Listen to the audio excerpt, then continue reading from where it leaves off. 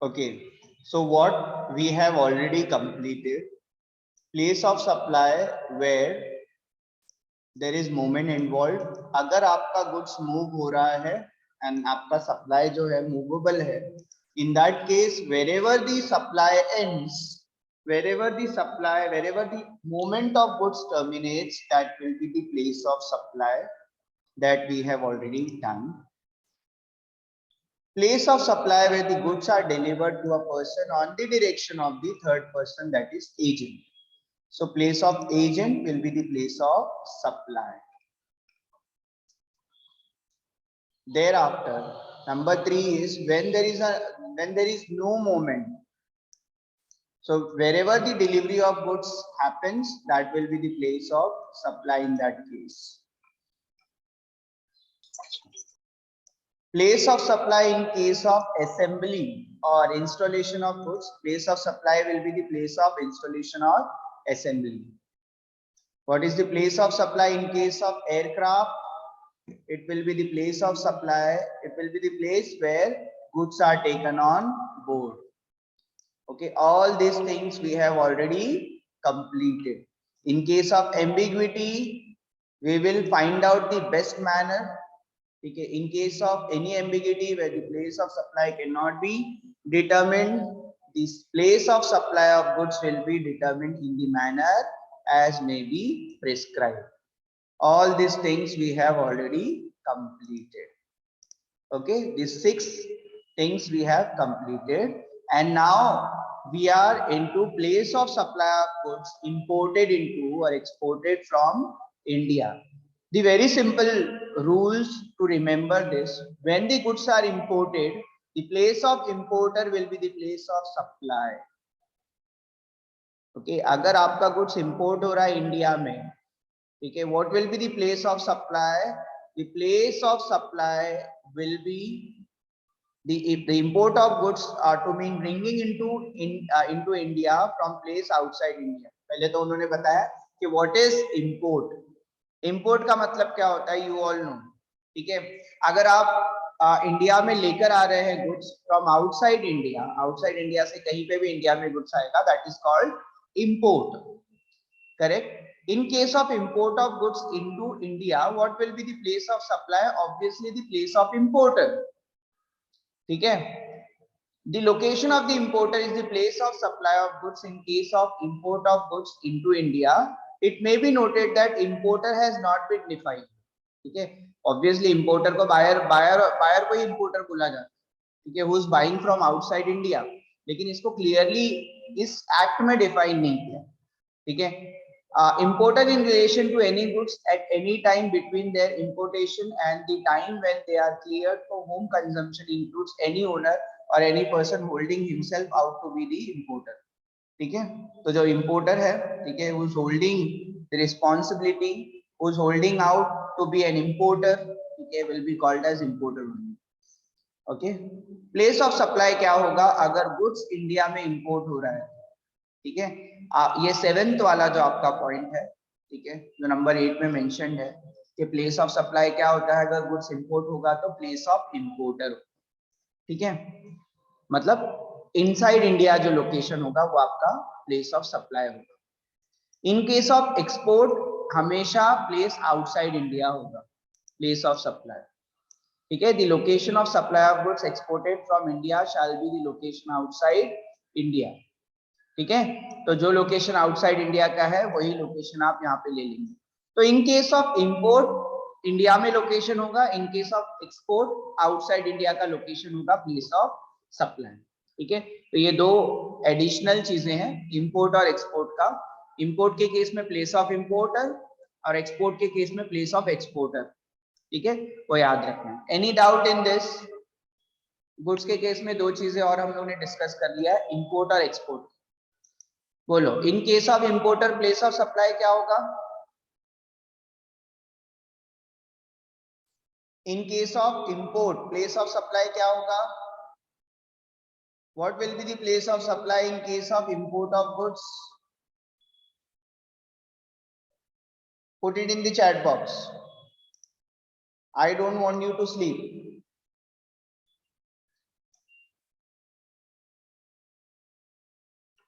Let's see place of supply क्या होगा in case of import of goods. अगर goods India में import हो रहा है तो प्लेस ऑफ सप्लाई क्या होगा? India. Very good. Place of importer, ठीक है, ऐसा बोलना है आपको। ठीक है, place of importation, place of import, जो भी आप बोल सकते हैं वो बोलना है उसको। ठीक है, okay. Next, in case of export कभी भी आउटसाइड इंडिया होगा। ठीक है, ध्यान में रखो। सो ये दो चीजें थी जो पेंडिंग थी गुड्स के पार्ट में, वो हम लोगों ने कंप्लीट कर लिया है। Okay, what is the place of supply of services? अब तक हम लोग जितना भी डिस्कस कर रहे थे that was services, that was goods. अब हम लोग सर्विसेज के ऊपर आ जाते हैं and this is very very very important part, the first one. ठीक है, ये बहुत इंपॉर्टेंट पार्ट है। What is the place of services in relation to immovable property? हम लोग कहां तक के पहुंच गए थे? Place of supply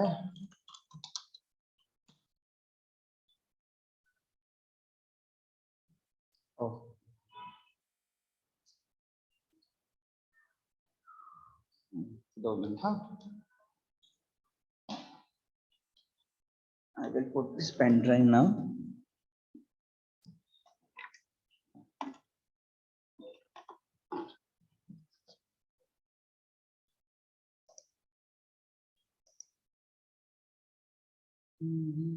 I think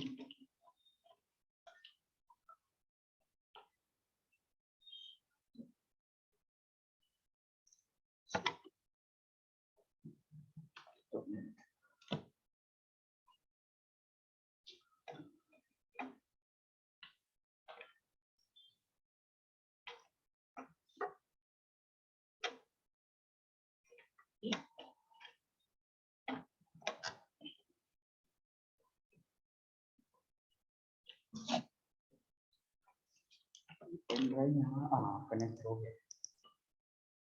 connect नहीं हुआ।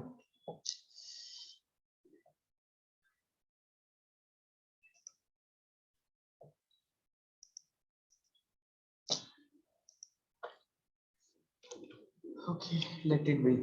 ठीक है, सो यहाँ पे एक डॉक्यूमेंट आई विल टेक और मैं उसमें ही लिखना स्टार्ट कर देता हूँ and then I will copy it to that document. Okay, so what we learned today, place of supply in case of import of, okay, place of importation,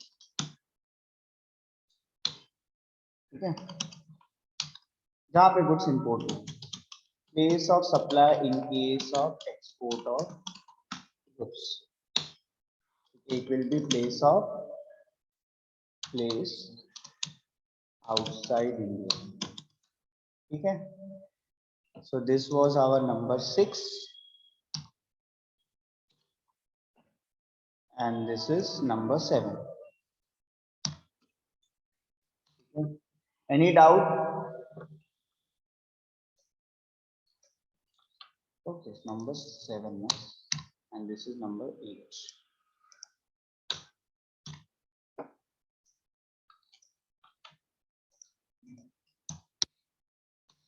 You know, then we will start with the place of supply for services. ठीक है,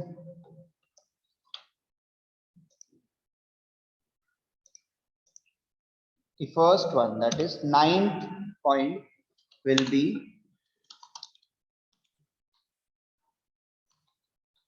service related to immovable property.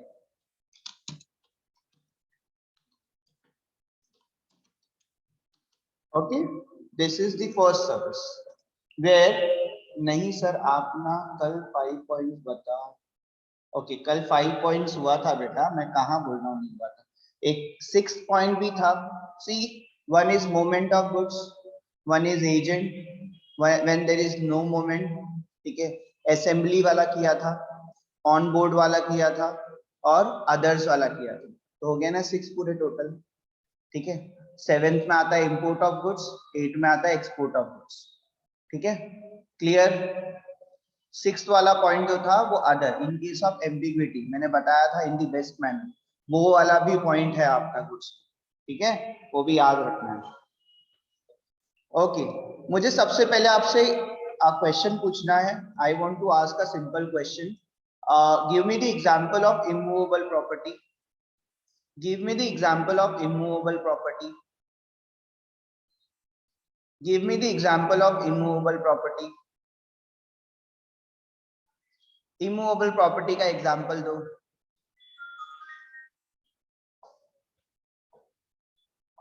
Come on, पहली बार सुना है word hotel, land, goodwill. Goodwill is not movable और immovable में नहीं आता। Land and building, very good. Neha correct, Kanchan correct. ठीक है, Khan Anjuman correct. Okay, immovable property which can not move. ठीक है, बिल्डिंग करेक्ट, अंसारी उम्मे अहमद। ठीक है, land, building, hotel is a part of building और लैंड, जो भी आप बोलो। ठीक है, ओके, सो आपको ये समझ में आ गया, we are talking about immovable property. Now किस तरह की सर्विसेज हम लोग ले सकते हैं रिलेटेड टू इमूवेबल प्रॉपर्टी? आपके पास इमूवेबल प्रॉपर्टी है, आपके पास घर है ना, दैट इज इमूवेबल प्रॉपर्टी। आप कौन कौन सी सर्विसेज करवा सकते हैं इमूवेबल प्रॉपर्टी से रिलेटेड? एग्जाम्पल मैं लिखते जाता हूँ, बोलो। इमूवेबल प्रॉपर्टी से रिलेटेड आप कौन कौन सी सर्विसेज ले सकते? Services,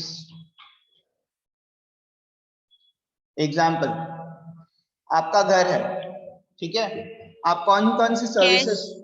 cash? No, I am talking about services. आप किससे क्या क्या काम करवा सकते हैं अपने इमूवेबल प्रॉपर्टी पर?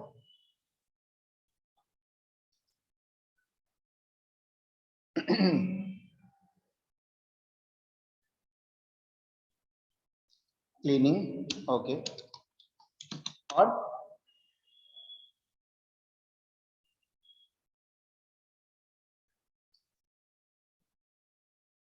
पेंटिंग करवा सकते हैं आप?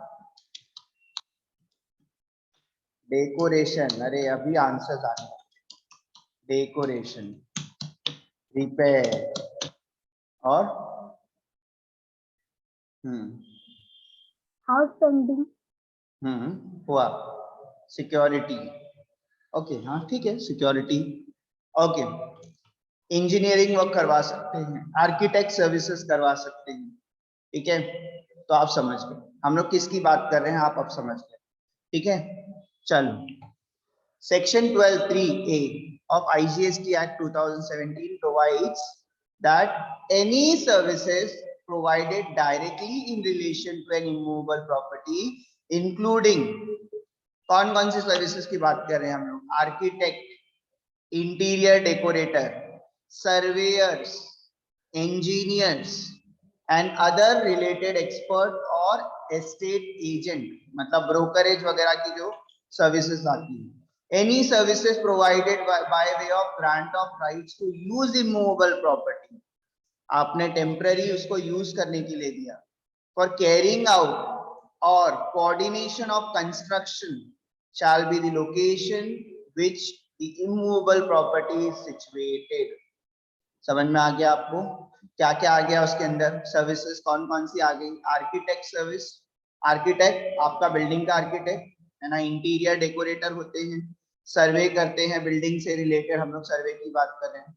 इंजीनियर्स, बिल्डिंग के जो इंजीनियर्स होते हैं हम लोग उनकी बात कर रहे हैं, या लैंड के या इमूवेबल प्रॉपर्टी के। ठीक है, रियल एस्टेट, एस्टेट एजेंट्स जो होते हैं जो ब्रोकरेज वगैरह लेते हैं। ठीक है, आपने किसी को राइट टू यूज दिया है, मतलब आपकी प्रॉपर्टी यूज करने दिया है रेंट वगैरह पे, ठीक है, या आपकी प्रॉपर्टी थोड़े टाइम के लिए आपने दिया है, जैसे कि आप शादी वगैरह में देखते हैं, है ना, शादी वगैरह में हॉल वगैरह जो है वो देते हैं आपको, it is right to use immovable property. ठीक है, कंस्ट्रक्शन तो आपको ऑलरेडी पता है ना। तो ये सारी चीजें जो है वो किससे रिलेटेड है, इमूवेबल प्रॉपर्टी से रिलेटेड है। Provided that if the location of the immovable property or boat or vessel is located or intended to be located outside India, the place shall be the location of the recipient. ठीक है, अब अगर वो boat या vessel या जो भी है वो आउटसाइड इंडिया है तो हम लोग मेक श्योर करेंगे कि प्लेस ऑफ सप्लाई कहाँ का हो, लोकेशन ऑफ द रेसिपिएंट का ही हो। ठीक है, तो जो सर्विसेज ले रहा है, सिंपल सी चीज। If Mr. A of Ahmedabad is constructing a house in Mumbai and appoints Mr. B of Delhi to provide architectural service with regards to proposed construction of located house, क्या लगता है आपको place of supply क्या होगा जहां पर वो immovable property है ना? And immovable property is in Mumbai, correct? तो Mumbai will be the place of supply. समझ में आया? Any doubt? This is very very very important. अगर आपकी services related to immovable property है तो प्लेस ऑफ सप्लाई कभी भी किसका होगा? इमूवेबल प्रॉपर्टी का होगा। Any doubt? Any doubt? Any question? Okay, चल, good. What is the place of supply of accommodation services? Accommodation का मीनिंग क्या होता है बेटा? हम लोग होटल वगैरह की बात कर रहे हैं, ठीक है, accommodation की बात कर रहे हैं, ठीक है। हम लोग hotel, inn, guest house, home stay, club, camp site, house boat और वेसल, ठीक है, जहाँ पे आप accommodation ले सकते हैं टेम्पररी, ठीक है। ज्यादा अलग नहीं है पहले वाले पॉइंट से। जहां पर भी वो प्रॉपर्टी है ऑब्वियसली वही जहां पे अकोमोडेशन हो रहा है वही क्या होगा? आपका प्लेस ऑफ सप्लाई होगा, ठीक है। shall be the place of supply of service in relation to such accommodation services in case the accommodation service is provided for multiple locations situated in different state or the vessel or boat located in more than one state at a time of supply of services, then the value of supply of services shall be treated as made in each of the state in proportion to the value of services separately collected. क्या आपको ये पता है कि आप hotel की services जो है वो यहाँ बैठे बैठे आप पूरे इंडिया में कहीं पे भी ले सकते हैं, ठीक है। तो ऐसा सुना है आप लोगों ने? आप कहीं पे जाने से पहले आप वहां का होटल बुक कर सकते हैं, ऑनलाइन ही आप बुक कर सकते हैं, यस और नो? आपने सुना है ऐसा? आप यहाँ पे बैठे बैठे कोई भी स्टेट का एक ही बंदा, एक ही रजिस्टर्ड प्लेस होगा उसका, लेकिन वो वहीं पे बैठे बैठे आपको पूरे इंडिया में सर्विसेज दे रहा होगा, ठीक है। जहां जहां पे वो होटल है वहां का प्रपोर्शन हम लोग लेंगे कि वहां वहां पे क्या हुआ है, सर्विसेज प्रोवाइड हुआ है। तो इन case of hotel, inn, guest house, place of supply कभी भी क्या होता है? उस होटल का ही होता है, ठीक है। ऑब्वियसली सर्विसेज वहीं पे प्रोवाइड हुई है, ठीक है। तो हमेशा याद रखना एकोमोडेशन सर्विसेज, होटल वगैरह की जो सर्विसेज होती है उसमें कभी भी प्लेस ऑफ सप्लाई उस होटल का ही होता है, ठीक है। ओयो तो योयो तो आपने सुना होगा, वैसे योयो नहीं है, ठीक है, जो भी है। Okay, what will be the place of supply for restaurant and catering services, ठीक है। तो यहाँ पर हम लोग ने कुछ चीजें कवर कर दी। मैंने आपको कल बताया था कि मैंने आपको कुछ जगह जो कि परफॉर्मेंस बेस्ड होती है। परफॉर्मेंस बेस्ड मतलब केटरिंग सर्विसेज, पर्सनल ग्रूमिंग जैसे कि आपका ब्यूटी पार्लर वगैरह होता है, ठीक है, fitness, beauty treatment, health services होती है, कॉस्मेटिक सर्जरी होती है, प्लास्टिक सर्जरी होती है, ठीक है। तो ये परफॉर्मेंस बेस्ड सर्विसेज है। मेहंदी हो गया, ठीक है, ब्राइडल हो गया, ठीक है। लड़कियों को सब समझ में आ रहा होगा, हाँ, किस किस चीज की बात हो रही है, ठीक है। पर्सनल ग्रूमिंग की, फिटनेस की, ब्यूटी की, ठीक है। ये सारी परफॉर्मेंस बेस्ड सर्विसेज, एक बंदे को परफॉर्म करना पड़ता है किसी के ऊपर, है ना। तो ये सारी जगहों पे जब प्लेस ऑफ सप्लाई हमेशा क्या होगा? जहां पर सर्विसेज परफॉर्म होंगी, ठीक है। जैसा कि हम लोग ने कल एग्जांपल्स में देखा था, ठीक है। एग्जाम में भी आया था ये, दोनों ही, ऊपर भी एग्जाम में आया था, नीचे, मतलब दोनों ही एक ही पेपर में 2 क्वेश्चन में ये दोनों ही जगह पे था, ठीक है। एक तबला माइस्ट्रो भी था उसके अंदर, ठीक है। परफॉर्मेंस बेस्ड जो सर्विसेज होती है जहाँ पे प्रोवाइड होती है वही क्या होता है? प्लेस ऑफ सप्लाई होता है। The place of supply of restaurant and catering services shall be the location when the services are actually performed. ठीक है, तो जिस जगह पे आपकी सर्विसेज परफॉर्म हुई है वही क्या होगा, प्लेस ऑफ सप्लाई होगा। वापस से एक बार क्या करेंगे हम लोग, गो थ्रू करेंगे। ठीक है, अगर services related to immovable property है तो कभी भी वो इमूवेबल प्रॉपर्टी का ही लोकेशन होगा। एकोमोडेशन भी सेम है इमूवेबल प्रॉपर्टी से रिलेटेड। फिर मैंने आपको बताया कि अगर आपकी केटरिंग सर्विसेज है, रेस्टोरेंट सर्विसेज है, पर्सनल परफॉर्मेंस बेस्ड सर्विसेज जहाँ पे एक बंदे को पर्सनली प्रेजेंट होना पड़ता है सर्विस परफॉर्म करने के लिए, ठीक है, maybe related to catering, personal grooming, fitness, beauty treatment, health services, cosmetic surgery, plastic surgery जो भी होती है। ठीक है, अब इसका एग्जांपल आप देख लो, Mister X resident of Mumbai goes to Bangalore for plastic surgery, then the place of supply will be obviously जहाँ पे वो सर्विस परफॉर्म हुई है, ठीक है, जहाँ पे प्लास्टिक सर्जरी हुआ है, इट इज बैंगलोर। ठीक है, एनी डाउट, एनी क्वेश्चन?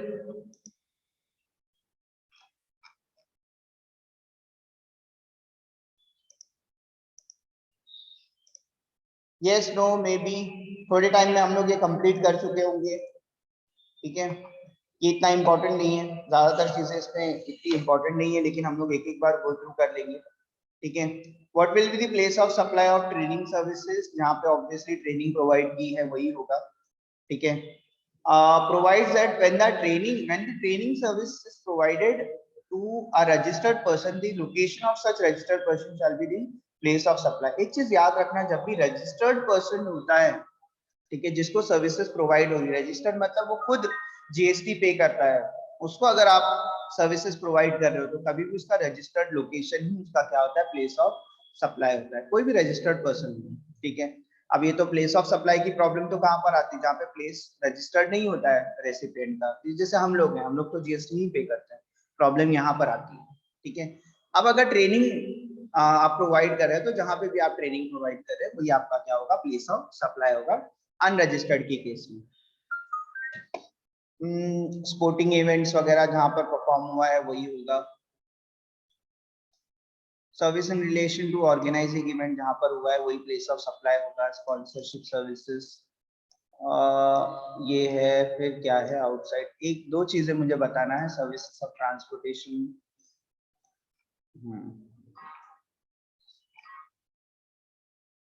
हाँ, ये बहुत इंपॉर्टेंट है। ओके, मुझे आप बताइए टेली कम्युनिकेशन कितने तरह के हो सकते हैं? टेली कम्युनिकेशन कितने तरह के हो सकते हैं? टेली कम्युनिकेशन मतलब जो आप कम्युनिकेशन सर्विसेज लेते हैं, ठीक है, और टेली कम्युनिकेशन की बात कर रहे हैं, तो कितने तरह के टेली कम्युनिकेशन आपने देखा है? चलो, है ना, मोबाइल तो आप लोगों से छूटता नहीं है ना, तो मोबाइल में भी दो तरह की सर्विसेज आप लेते हैं, एक तो प्रीपेड है, दूसरा पोस्टपेड है। एक पुराने जमाने में यूज होता था लैंडलाइन।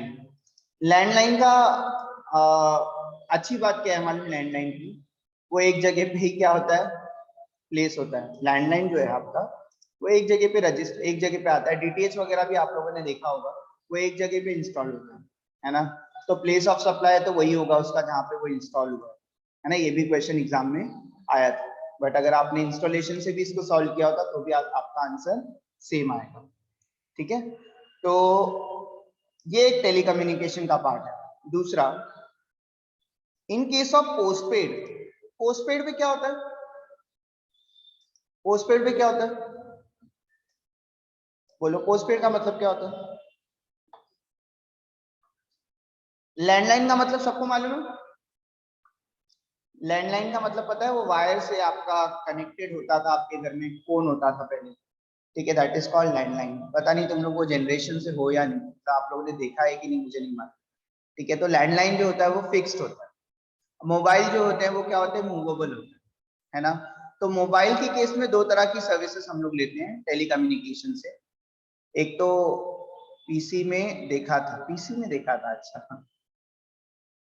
पैसा बाद में देंगे, अच्छा पोस्टपेड मतलब पैसा आप बाद में देंगे, पहले उसको यूज करें, ठीक है, उसको बोलते हैं आप पोस्टपेड। ये टीवाई लिखा हुआ है बट नाम नहीं है, so I don't know the name of that person, TY लिखा है, गुड, ओके, पीसी में देखा है, ओके चल। तो लैंडलाइन का मतलब एक जगह उसकी फिक्स्ड होती है, वही उसका प्लेस ऑफ सप्लाई होता है, ठीक है, डीटीएच वगैरह कनेक्शन आपने देखा होगा, जहां पर वो फिक्स्ड होगा वही होगा। अच्छा, राबिया ने बोला इलेक्ट्रिसिटी बिल, ठीक है, जैसे बिल आता था आपका वैसे लैंडलाइन के लिए भी बिल होता है, आपके रजिस्टर्ड प्लेस पे आता है जहाँ पे भी वो लोकेटेड, ठीक है। पोस्टपेड में भी क्या होता है, आपका बिल आता है ना, आप पहले यूज करते हैं और बाद में आपको क्या करना होता है, उसको पे करना होता है, दैट इज कॉल्ड पोस्टपेड। लेकिन पोस्टपेड में एक चीज फिक्स्ड होती है, क्या चीज फिक्स होती है, जहाँ पे आपका बिल आ रहा है ना, तो वो लोकेशन जो होता है रेसिपिएंट का, वही क्या होता है, कभी प्लेस ऑफ सप्लाई होता है। लेकिन क्या प्रीपेड में भी ऐसा ही होता है, क्या प्रीपेड में भी लोकेशन फिक्स होता है, क्या प्रीपेड में भी लोकेशन फिक्स होता है? प्रीपेड तो हम लोग ऑलमोस्ट सब यूज करते हैं, आप बताओ मुझे, क्या लोकेशन हमेशा सर्विस लेने का फिक्स होता है? क्या आप हमेशा एक ही जगह से रिचार्ज करवा पाते हैं? बोलो यस और नो। नहीं। और अब तो बेटा बहुत सिंपल सी चीज हो गई, अब तो आप ऑनलाइन कर लेते हैं, है ना, अब तो और कंफ्यूजन है, बराबर ना, अब तो और कंफ्यूजन है कि आपने कहाँ से रिचार्ज किया है, ये चीज फिक्स नहीं होती, ठीक है, हर बार जो होता है लोकेशन सेम होता है। तो आप ये चीज है ना नोट करके रख लेना, टेली कम्युनिकेशन में तीन चीजें होती है, मैंने बीच बीच की चीजें मिस कर दिया है। 10 was related to what, मेरे को मेंशन तो करना पड़ेगा, भले मैं उसको बाद में नोट्स बना लूं, बट अभी फिलहाल मैं मेंशन कर दूंगा क्या क्या चीज हमने कवर किया है। Okay, we have covered immovable property, we have covered accommodation,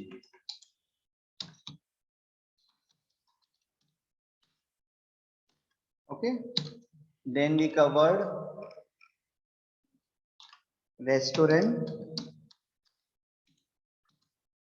and personal grooming services, ठीक है, then we covered training,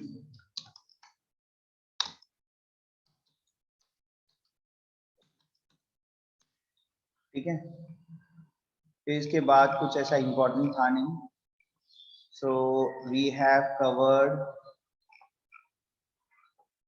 telecommunication,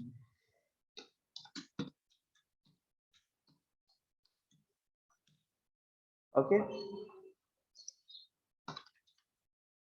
Now while we were covering this topic, we came across three things, ठीक है, one is fixed connection,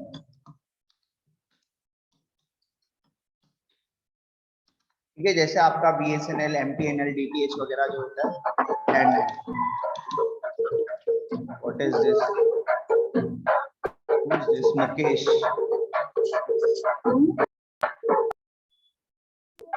sorry sir, वो गलती से हो गया। तो बंद कर दो बेटा, ओके चलो, लैंडलाइन, ओके, तीन चीजें हम लोग डिस्कस कर रहे थे लैंडलाइन में, place of supply will be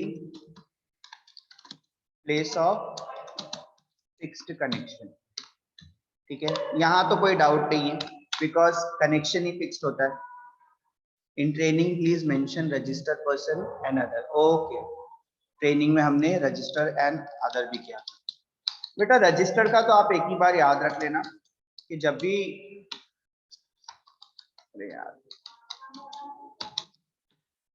registered person and other, ठीक है, ओके, फिक्स्ड कनेक्शन का हम लोग ने कर लिया है, then we spoke about postpaid, and we know postpaid में रेसिपिएंट का एड्रेस होता है जहां पे उसका बिल आता है, ठीक है,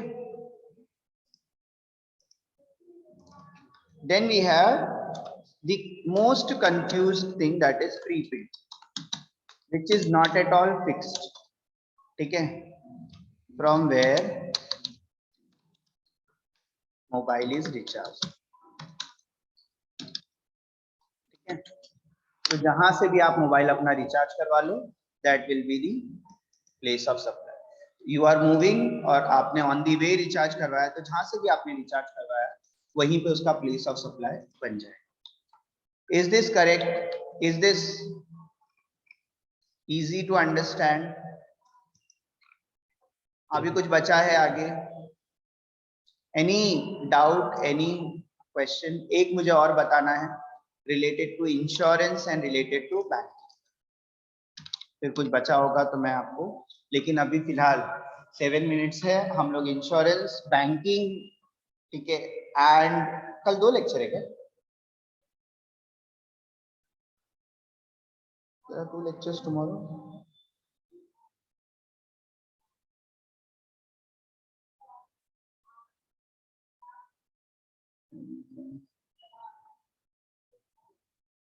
देखना पड़ेगा. ओके, सब अपने आप को रिनेम करो प्रॉपरली, मुझे अटेंडेंस लेना है. And yes, tomorrow there will be 2 lectures. ठीक है? सो अगर 2 लेक्चर है तो we will finish this place of supply, and from next week onwards we will start with the contract costing. ठीक है? कॉन्ट्रैक्ट कॉस्टिंग जो है इजी है, इतना बड़ा नहीं है, प्रोसेस जितना बड़ा नहीं है. we can wind it up very early. ठीक है? 3 लेक्चर टैक्स का है, 3 लेक्चर टैक्स का है, 3rd लेक्चर. अरे चलेगा ना, अपन दोनों टैक्स का ही लेंगे कल. ठीक है? We will finish this place of supply and from next week onwards we will start with the contract costing. एक बार आपका कॉन्ट्रैक्ट कॉस्टिंग हो गया तो हम लोग ने हाफ अपना सिलेबस कंप्लीट कर लिया होगा. ठीक है? अभी तक हम लोग ने कॉस्टिंग में थोड़े से पीछे हैं क्योंकि हमने सिर्फ कॉस्टिंग किया है.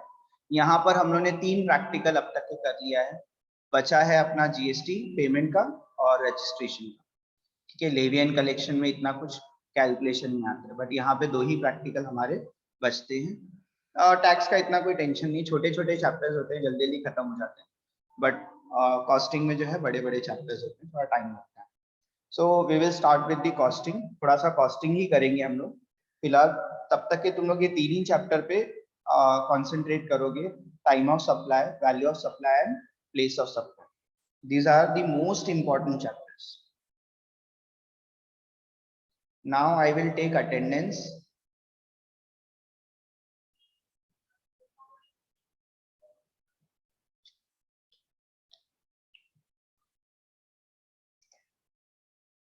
So place of supply, please make note so it will be easy. ये भेजा है बेटा मैंने. अच्छा, तुमको शॉर्ट में चाहिए तो शॉर्ट में मिल जाए. मैंने आईसीआई की नोट्स आपको भेजा है. ठीक है? और अगर आपको और शॉर्ट में चाहिए तो that will also be given, don't worry. ये बहुत सारे लोग जो हैं इन्होंने अपने आप को रिनेम नहीं किया है प्रॉपर. ठीक है? What is the problem? I don't know. What is the problem with Shehnaz? Once again उसने वैसे ही रखा है अपना roll number. Alfiya, Kishan, there should be 046 066. Alfiya, Kishan का तो है ही नहीं. मोहम्मद मोहतशिम 143 शुरू में होना चाहिए. परदेसी 45 045 शुरू में होना चाहिए. राधिका 014 शुरू में होना चाहिए.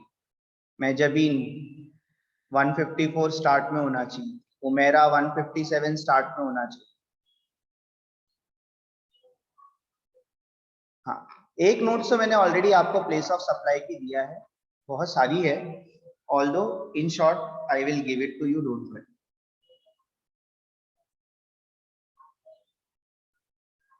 आदि बनी थी प्लेस ऑफ सप्लाई की नोट्स शॉर्ट में, और ये ऐड करके अगर आज वो ओपन हो जाता, मतलब अगर ये कनेक्ट हो जाता तो हम लोग आगे आगे लिखते जाते, तो while we were in lecture अपना बन जाता.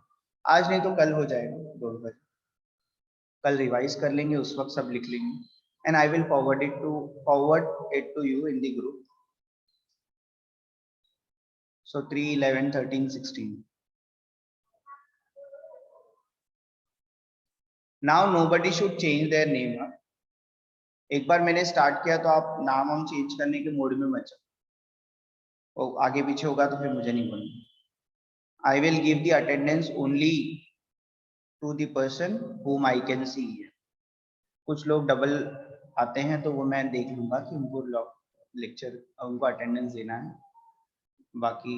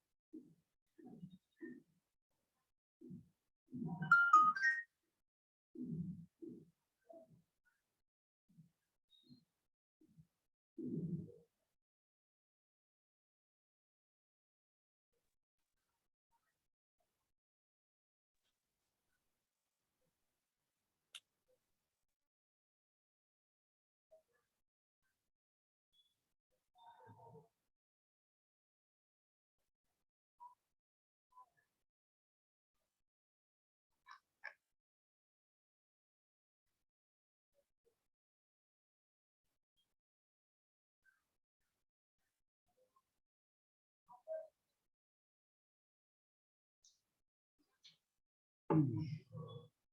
66 143 45 14 and 154 सब एडिशनल है, ठीक। Sir, for place of supply, please make sir yes because use theory part will be difficult to perform. No problem. Notes मिल जाएगी आपको. Attendance is also done.